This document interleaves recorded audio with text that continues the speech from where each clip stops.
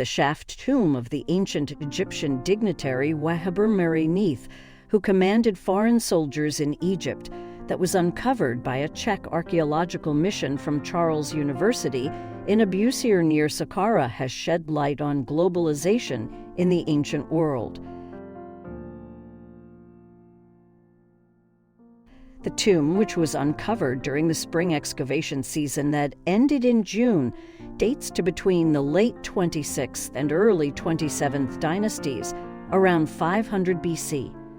Mustafa Waziri, Secretary General of the Supreme Council of Antiquities, said that the main shaft tomb of Wahibre-mery-Neith is 6 meters deep, and it measures approximately 14 by 14 meters and is divided into several parts, separated by bridges made of the original bedrock. Another smaller but deeper shaft that was used for the burial was dug into the bedrock in the center of the main shaft. It is orientated east-west and measures approximately 6.5 by 3.3 meters.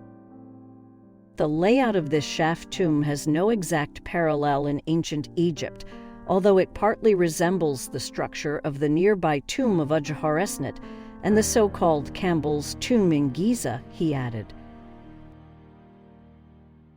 Miroslav Barta, head of the Czech mission, explained that at the bottom of this central burial shaft, at a depth of about 16 meters, a double sarcophagus was found, partly damaged, on a filling of sand. The outer sarcophagus of Wahibre-mery-Neith was made of 2 massive blocks of white limestone with an inner anthropoid sarcophagus embedded within. It is made of basalt and inscribed with verses from chapter 72 of the Book of the Dead, depicting the resurrection of the deceased and his departure to the afterlife. The anthropoid sarcophagus measures 230 meters in length and 198 meters in width. Barta said that the space inside the inner basalt sarcophagus was found almost completely empty, only containing an uninscribed and finely carved heart scarab and a headdress-shaped amulet. Sparse burial equipment had been placed at the western and eastern sides of the sarcophagus.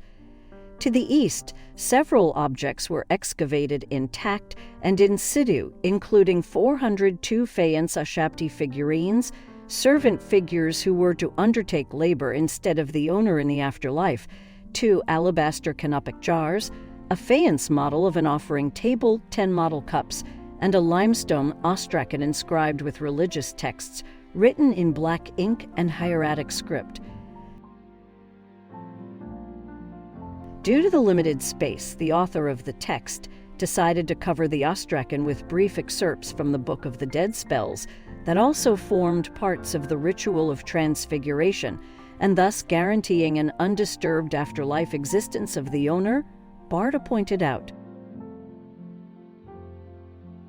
He added that early studies on the shaft tomb reveal that it has been robbed in late antiquity, most probably around the 4th or 5th century AD, as witnessed by 2 early Coptic vessels found forgotten in the main shaft.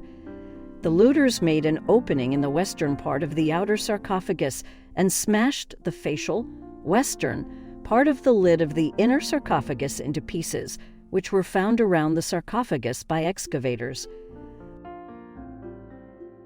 Although the archaeological excavation of the burial of Wahibre-mery-Neith did not offer many excavated objects or an elaborate funerary equipment, it is unique and important, asserted Mohammed Megid, deputy director of the Czech mission.